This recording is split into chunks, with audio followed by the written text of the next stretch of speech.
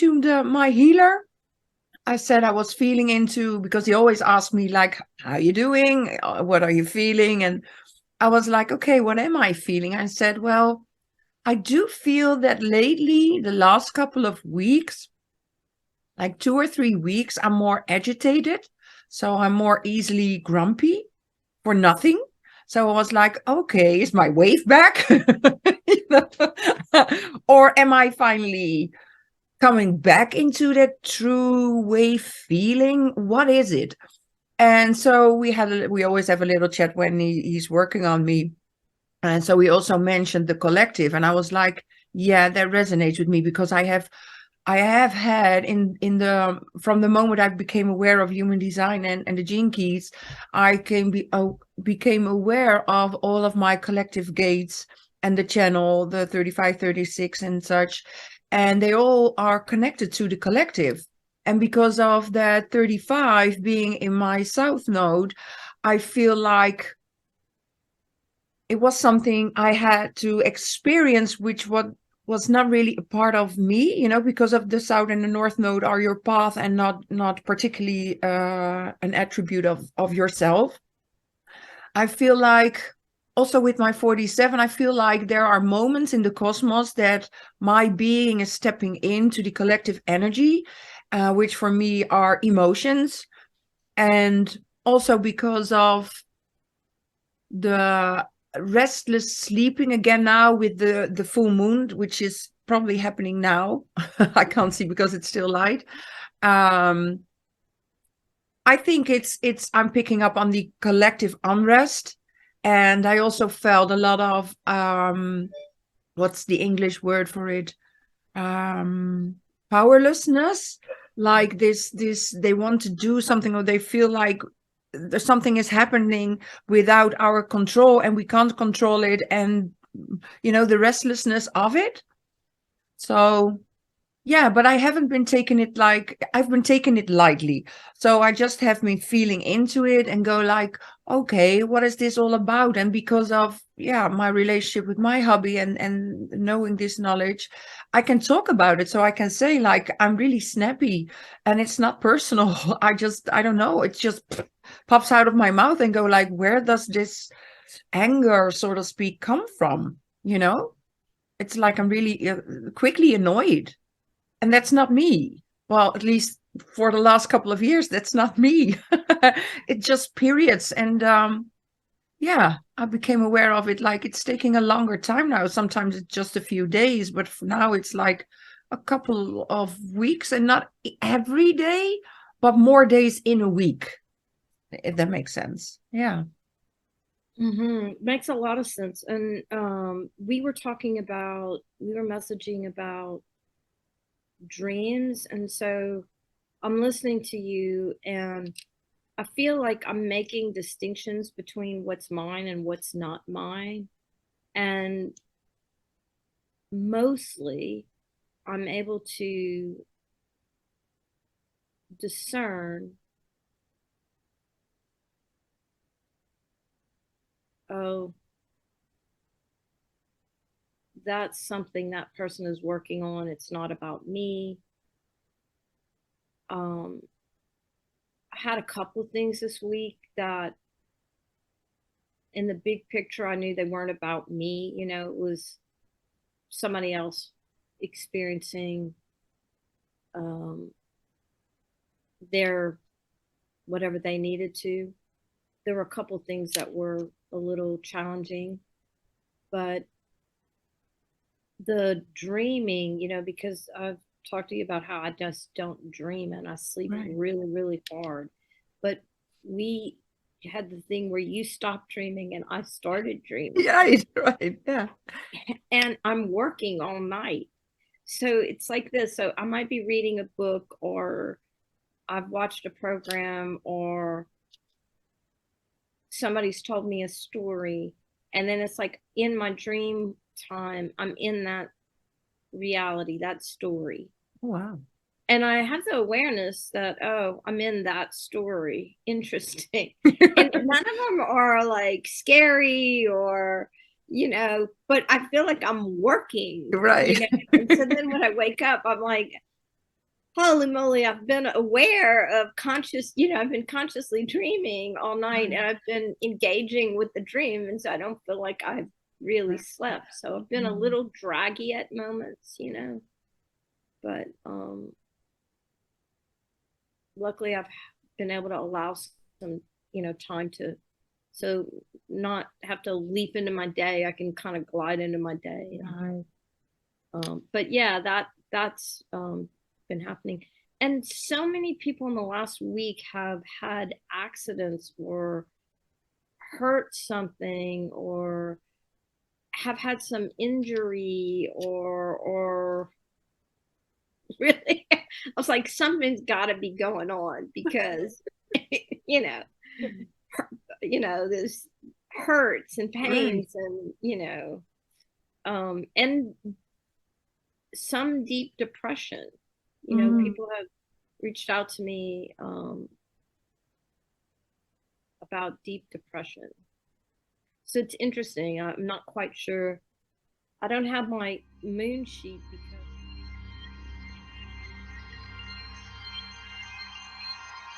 Oh, wow. So we're in the G right now. Yeah, but it's not defined. Well, also for both of us not, because yeah, for you it is, because you have the 14. So maybe that's why you look so vital, so energetic. Mm-hmm.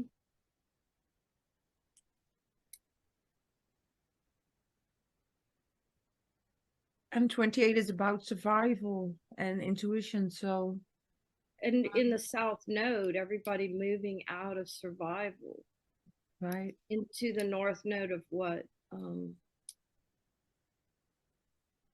Yeah, times of struggle.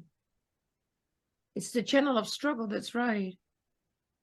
38, 28 is the channel of struggle, but we only have the 28. So, but for some people, it might have more impact. Yeah. But then moving, if we think about the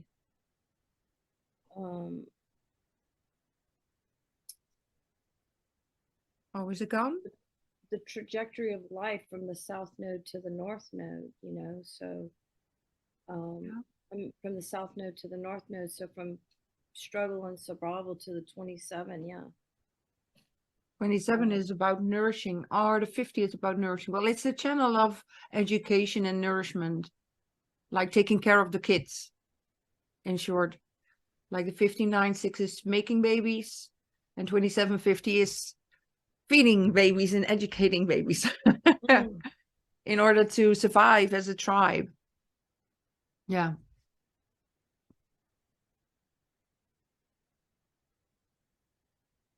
And then 62 down there, and In the throat.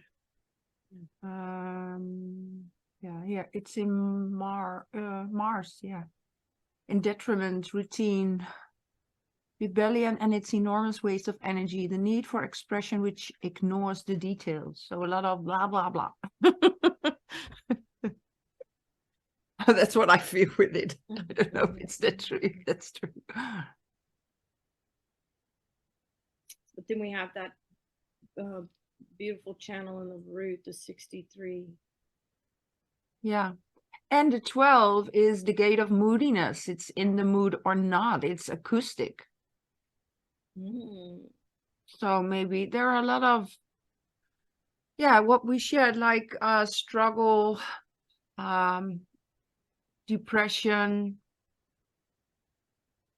and a little agitation, not in the mood. I have the 22, so for me it's the 12-22 now. So that's interesting. And my 55 or my 39 is hooking up with the 55. Ooh, nice. So that could mean I can recognize a little bit of the victimhood in it. Like I said to my husband this week, a little bit like, I feel like I'm locked up here, in my bubble, which I love my bubble. But sometimes it can feel like, well, at least now, because I'm more easily agitated, feels like I'm only sitting at home, like doing nothing and like really being the victim. Well, I'm not. Interesting. Yeah.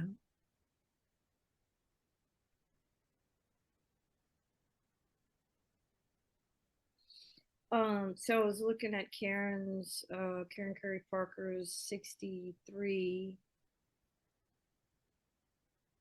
and the ability to innovate by expanding on what works and transforming it through right work with aligned timing.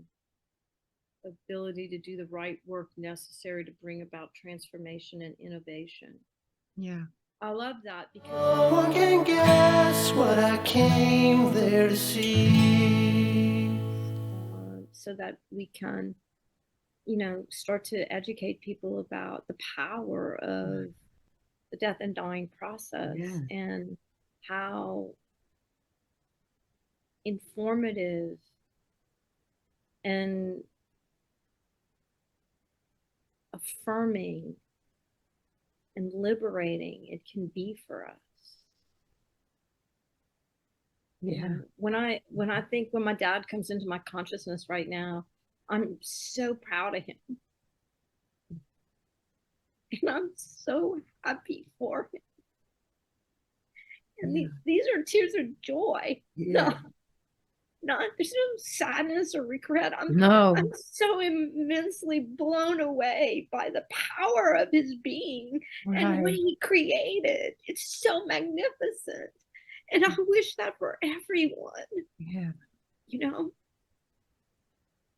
To celebrate, in toto, the, Yeah. the power of his being in this magnificent creation, and to really help me to see, um, when with the stages of the Bardo and what they've chosen to go through in their Yeah. transition, it's so informative about the totality of what their big picture for life is, which is beyond what they did for a living. It's really about Exactly. how they lived, how they engaged with other people, how they went through their own life, the struggles that they potentially faced or what they overcome, and to provide a um, Yeah. And what the soul lessons were in that. It's that part I really got when I created the chart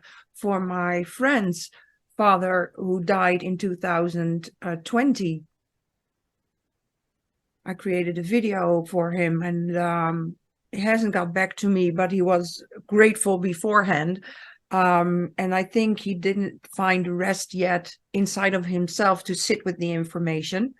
yeah, But it was also a learning process for me. And what I felt within that Bardo was really what he was here for as a soul to learn, and what he could take with him, because it said he would be picked up by one of his crystal bundles, like one being from the crystal bundle that he came from. And I was like, what? wow, Like, wow.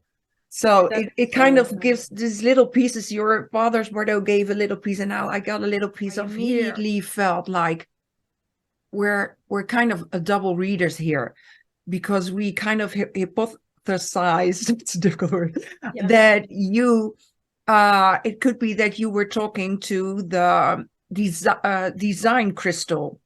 Yeah. And because we got the formula for the personality crystal, it's like we can, yeah. And because the life is about the design, like we have to follow the body, we have to follow strategy and authority, but there's a soul.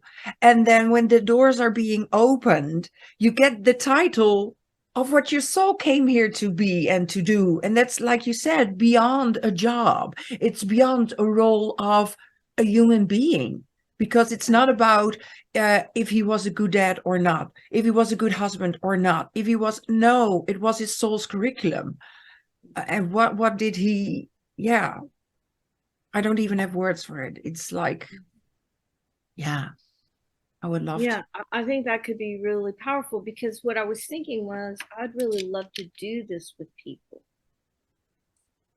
Yeah. to Them. If they have transitioned, but they haven't transitioned properly, so they're not going back to the bundle, is that Mhm. you are speaking to those as well. That's what I'm Probably so. sensing. I would, Yeah, yeah, I would say so too, because that part is still here circulating. right, right. And that those are a lot because not a lot of people are dying correctly and not transitioning correctly. Right. You're right. So, yeah. So there's Yeah, a little gray area there, right? and then part of our mission might be to help people understand, don't touch the body for 3 days. Let the Right. personality crystal, Yeah. somebody has to bring Gorgeous. that awareness in, Yeah. let the personality. I wonder why. Does Ross say? Because I haven't gotten that far in the Bardo. Does he say why? Like, I can understand. Um, well, let's take it deeper than what my understanding is. I started to say what my understanding was, but it doesn't even matter. Um, if the personality crystal is not inside the physical vessel, right? It's just outside of the physical vessel. So I wonder why it matters if the personality crystal separates from the body and isn't in the body. But it's still in Why? the earth realm So because, it's yeah. the minute the body is damaged, it no longer has its connection to the earth realm. It does. It's still in the earth realm. It's making use of these neural networks which are from the body. So it's kind of in the in-between space before it goes back out of the ether or the hemisphere. So the personality crystal is actually using the neural networks that are still in the body and functioning, even though we Yeah. humans said the body is not alive, but there's still neuro. Yeah. When the heart stops, the brain is still active, so to Yeah. speak. So I even spoke to my husband about it. So I said this I told him, like, when the heart stops, there is still activity in the brain. So I said to him, like, but what would happen if somebody is brain dead? He said, well, then there is no neuroactivity. And I said, okay, so then somebody would not have a Bardo experience. It would, like, maybe immediately go back or being picked up without the experience. Yep. Because we spoke about that it's the party that the personality crystal gets when he can make use of those neural networks, of those electricity, because that's what we are. Unless let's say somebody had a car accident. I'm just hypothesizing a scenario that maybe the Bardo actually happens. Maybe I wonder if, okay, let's say something happens, the body goes into a hospital. Maybe if there's 72 hours between, is there a way, let me ask it as a question, is there a way in some of these circumstances that the Bardo could actually happen because the personality crystal registered the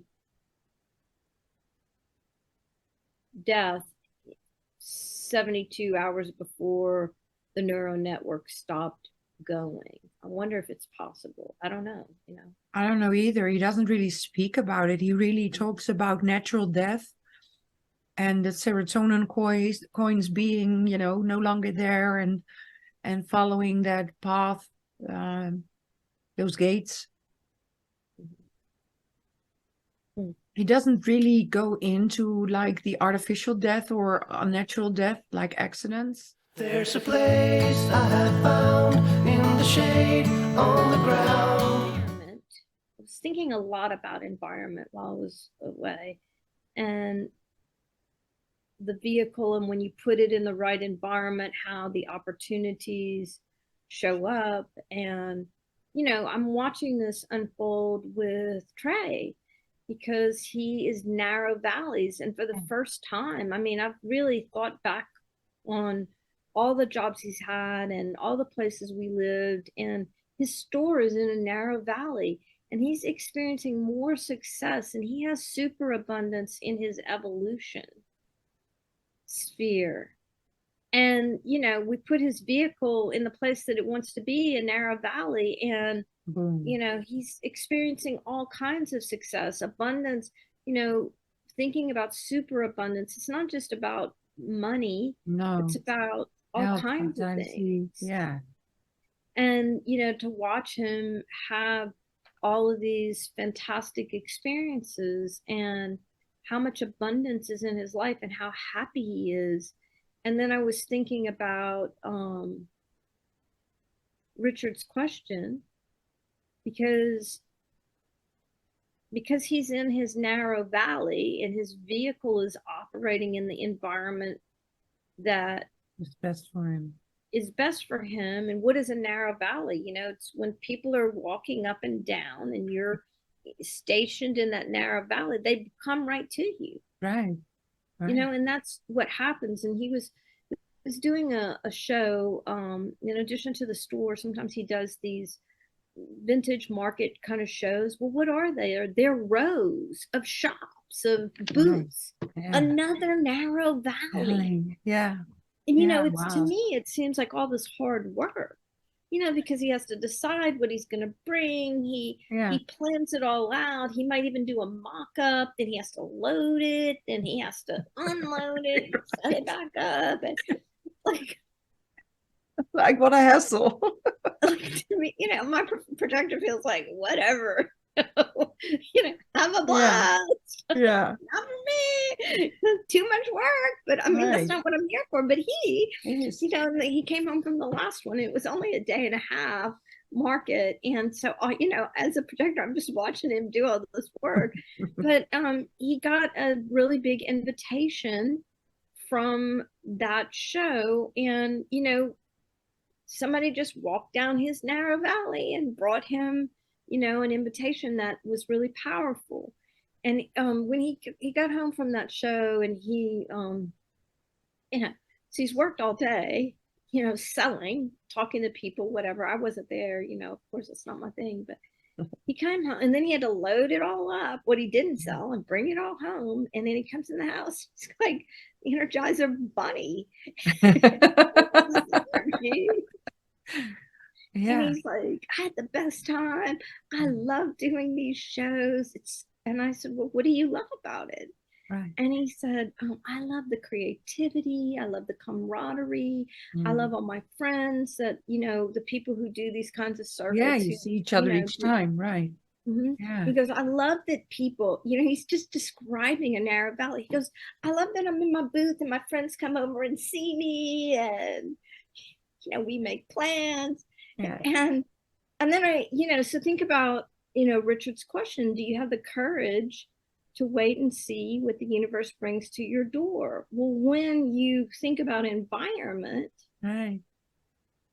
I mean, literally, he's just doing what he loves, and then the universe, is bringing things to your door. And then I started thinking, well, is it just narrow valleys? But, like, what if you're a generator and you're a market or a mountain? Is it that when you're hiking up to the mountain, and you give your energy the space it needs, your vehicle, the view, the space, the breath? Maybe as you walk up the mountain or you walk down the mountain, or maybe when you're on the mountain, you get inspired, you have some idea, and you just being you, follow through with the idea, and then things come to you. Or maybe you're walking up the mountain, and I'm using mountain, walking up the mountain. Yeah, but it's a good example, because I have mountains. And what I've also learned about from your chart, the one you gifted me, is that as a mountain person, you need to be out of auras. Who thought of that? So I'm perfect here in my bubble, in my own home, on like almost the 4th floor, because there's a dike beneath my house. So it creates like I'm almost living in a flat, but I'm not. and I have my computer. And ever since my burnout, that I quit my job, which was in a market environment, Right. I found YouTube, I found my tribe, I found human design, I found gene keys, I found all the spiritual stuff. I started painting, which is all, secluded. When I painted, I listened to all kinds of classes and lectures, and that's how I educated myself. But it was out of auras. Right. And what I've also learned is that you kind of have like this VIP mountain, in which means that you are only with already people that live on your mountain, or you go down, you meet people and you invite them as a VIPs. Only certain people can join you on your mountain, and that's it. Yeah. So I was really contemplating that about generators. Like, okay, so do I have the question for generators that Richard asked? Do I have the courage to wait and see what the universe brings to my door? So, okay, well, we talked about valleys, whether it's narrow or wide, it's Right. still the same concept. Right. We talked about Yeah. mountains. Markets is kind of easy to see. Yeah. You just live in your market, and kitchens, you invite people over Right. and co-create with them. Yeah. You It's know, funny, yeah, that you say that with a bit. I don't know any kitchen people, but I can imagine when you said inviting people over, it almost felt like a reverse projector kind of thing, because of the invitation. Yeah. but we're talking about, like generators. So I've been contemplating generators, and being, with his whole concept of, do you have the courage to wait to see what the universe brings to your door, and what that looks like, based on environment. Mm. And I was listening to might have been Jonah Dempsey, who, I think it was him, and he was talking about, I think it was Jonah. He was talking about shores people, and how, it's on natural shores, so it's places of transition, or it could be on a beach, or on a, it could literally be on a natural shore like I live on. But bigger than that for me, was talking about having the broad view, so that when you have to me, it's a little bit similar to mountains, because when you're mountain, you go up the mountain and you have this big perspective, right? Yeah. But so the natural shore to me is so interesting, because it's really about being able to see. Right. I might not be, you could have a shore, a natural shore. When I was in Peru, we were on the side of a mountain. Yeah. But it was the transition place between a mountain and a valley. We were right between, and I had the broad view. But here, I just had the broad view with the water. It opens everything up, and it allows, I think he was talking about how it allows, it's, as natural shores are places of transition, but not living on a natural shore gives you the view to see where you're going. Right. And so often my trips come from, I'm down here and I'm looking out of the broaden your view, literally. Broaden my view, and then I get some inspiration, like I was sitting upstairs in my den when my son's, and I'm looking out at the water as my son describes, my little grandson pitching the baseball in his baseball game, and I'm thinking he's 8 years old and he's throwing strikes. I'm missing this. I want to go and see him. And it just springs out of my mouth. Like, I want to see him pitch a baseball at 8. Wow. And my son's like, well, why don't you come? 3 days later, Yeah. You Wow. know, but you know, Wow. Yeah, my daughter has natural shores as well. And what I can share about her, where she feels mostly herself, where she feels comfortable, is exactly like you said. It's in places where it's in between. Like all the houses that she has lived at so far, not with us, but beyond that, after that, is like in a little village, almost exactly next to the main road. So you're in the little town, but directly on the road. And also she works at, it's called Port Zeelanda. She's a manager of a cafeteria over there. But the building is built near, like literally a natural shore. It's like the sea and the land. So, and then when she goes home, she goes on the bus because she's going to get a driver's license, but that took a little while. But then she goes home, and then she lives here in a little village, but also like it's just a few, it's like 3 streets away from like the main road to Rotterdam. I'm like, wow, you just so made every me time aware she of that. walks down to the road to Rotterdam, she Yeah, has this expansive view yeah. of Because there are the not a lot of houses in her village, so it's like an immediately broad view. And when she looks out of her first floor window, there's only green behind her. There's only farmer's land. she's in a place of transition that Yeah, takes her to her next, allows her to wherever. see her Right. transition, what's coming and where you're going to go. And Yeah. then which other one let's see, we talked about shores, we talked about valleys, mountains, Markets. kitchens, markets. What's left? Not sure. I don't know them all by head because I haven't gone, like, studied it or anything.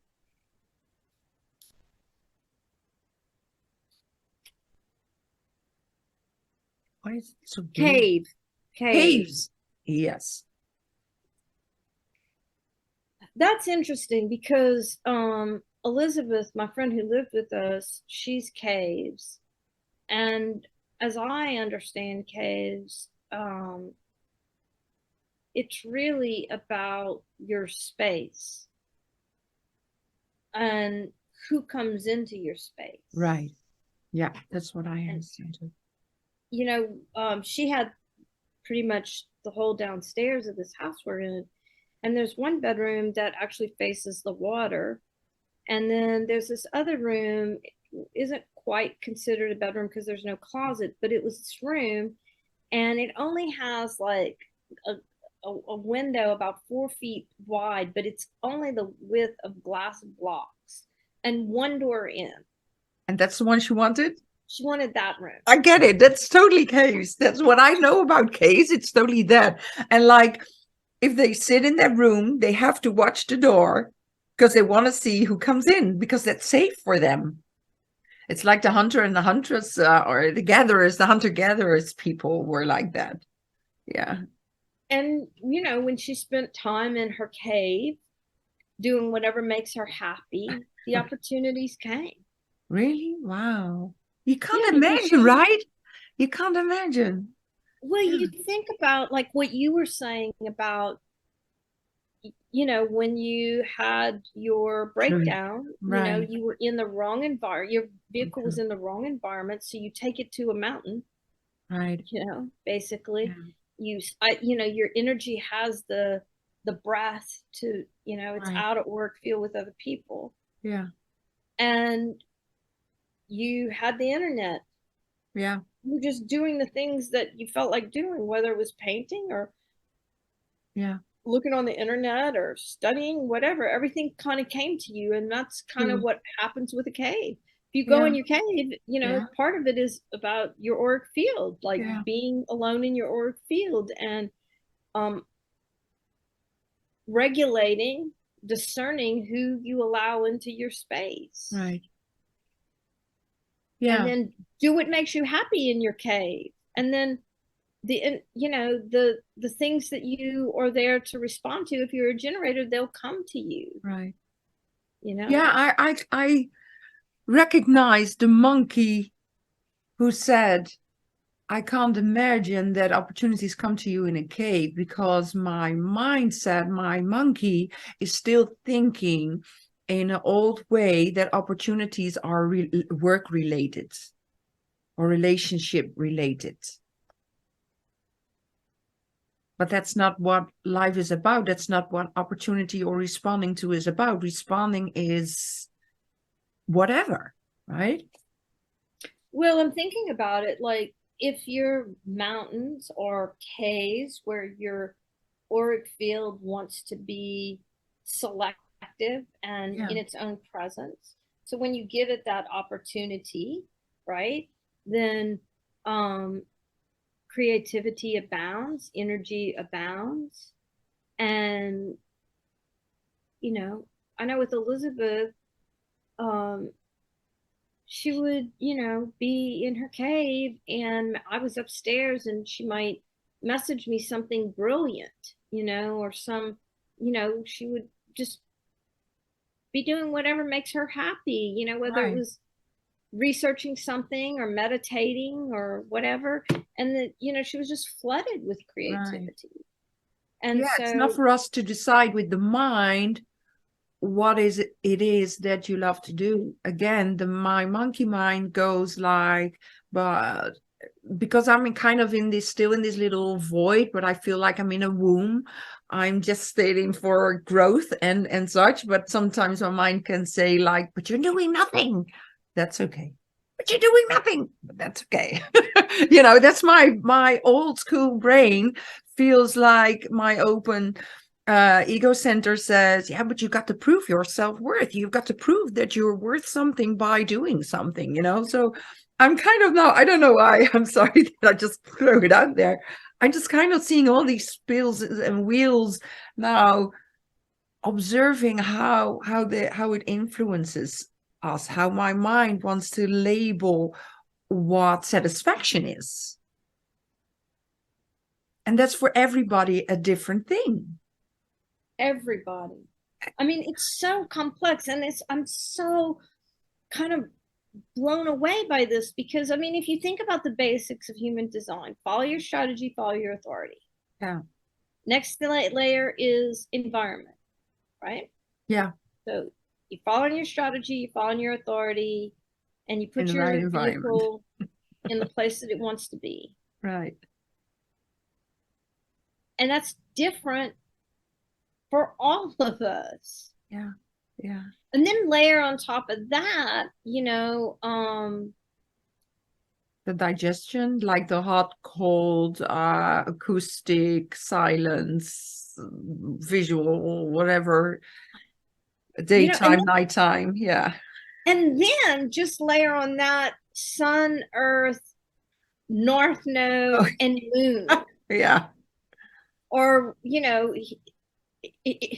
those are the ones that are pulsing for me right now. Right. Yeah. So, I mean, I think also, I mean, this is what's the Bardo has awoken in this contemplation of the harmonic of the layers. Because it's not just strategy and it's not just authority. Then, then the third node is environment. Then it's, bring it, hold as many of the notes as you can. If you can only hold one at a time, hold strategy. If you can go to 2, hold strategy, authority. If you can hold 3, hold strategy, authority, environment. If you can hold 4, what's your 4th one that you can bring into the harmony that, and it makes sense that it sparked in you, because the PHS is all about cognition. It's all about, can you see what you're here to see? Can you be where you're here to be? and you having the cross consciousness. So it makes total sense that it for you it sparked this. Right. And for somebody else, it'll the Bardo will spark something completely different. Yeah. But And you're so right, because what I'm missing in the human design world is that harmonic, like you said, strategy, authority, environment, dietary regimen. Like the PHS is not a diet, it's a lifestyle. Yes. And I think then when we would have that correctly, like we have that mastered, I think you don't even have to know your sun, earth, moon, and all the others, because it will play out like naturally. You can be curious. I have this friend who's a really gifted being who has her own modality. And one of the things she said over time, several times, is that how fascinating it is that there are people who have committed to spiritual work, say, go to workshops, study, blah, blah, blah. Yeah. And they don't make, they might be spiritually bypassing. They might, so, decades of work, and yet, there's still this shadow or this wound or whatever. And then you meet somebody who doesn't do that at all, but is so aligned with their life, living in such alignment. Right. It's fascinating. Somehow they have put their body in the right environment. I mean, I almost hypothesize, if you put your vehicle in the right environment, will you just start naturally living your strategy and authority? I don't know. Yeah. It's interesting. What I can reflect on, we've talked earlier about, in another conversation, about when you knew you made the right decision. And for me, as an emotional authority, it was always like this feeling knowing. So then I would hypothesize, I love that word, but it's a difficult word.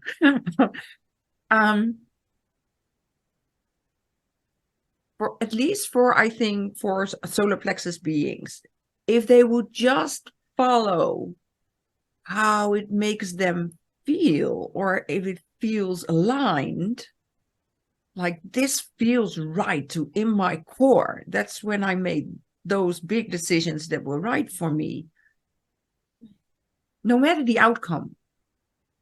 Sometimes you know what you know because you just know it, and you can label it later like, oh, should I have done that? Yes, because it brought me growth and expansion and whatever.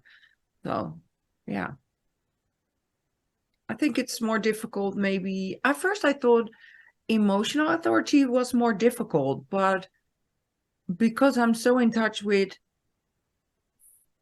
feeling, not with the wave, but with inner feeling, it kind of feels more easy than somebody who has just the sacral to respond to.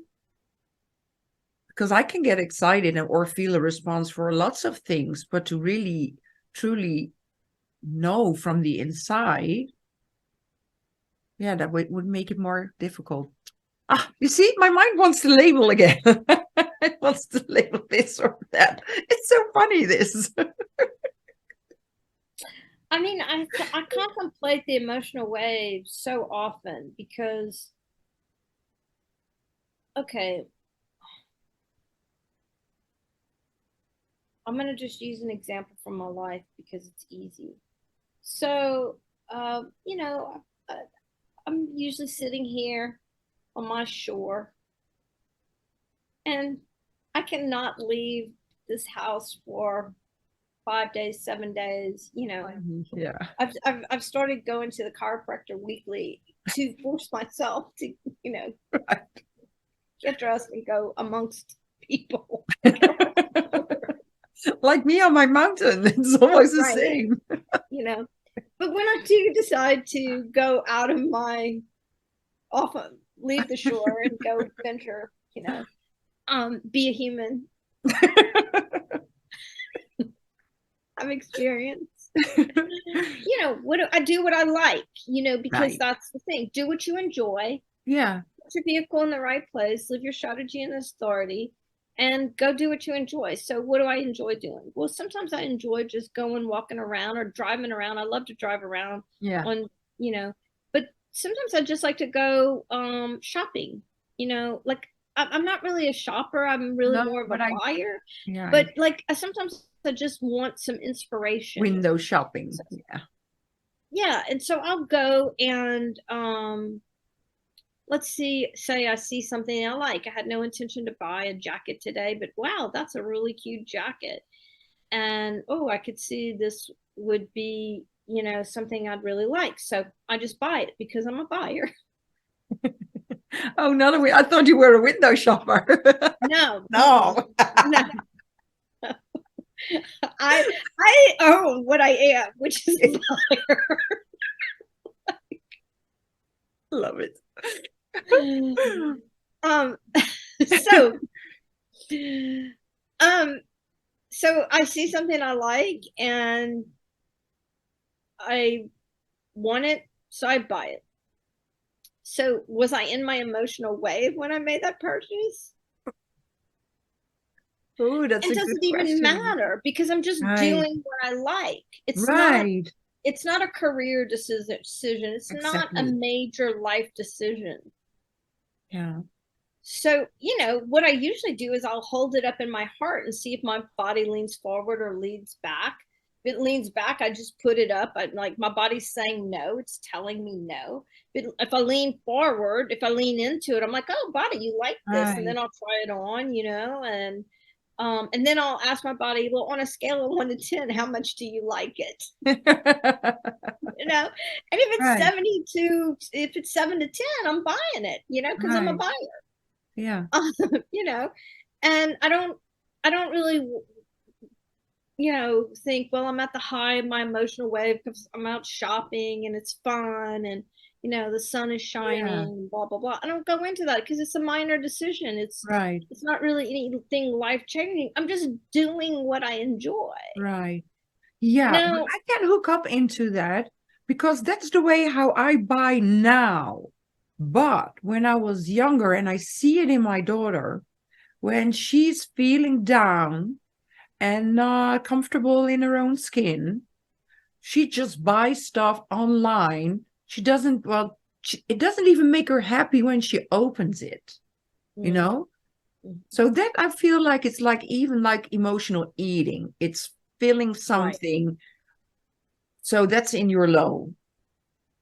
right. And in your high, well, you can only do that if you have like enough money. Yeah. Otherwise, you buy it and then you return it, like I used to do. Right.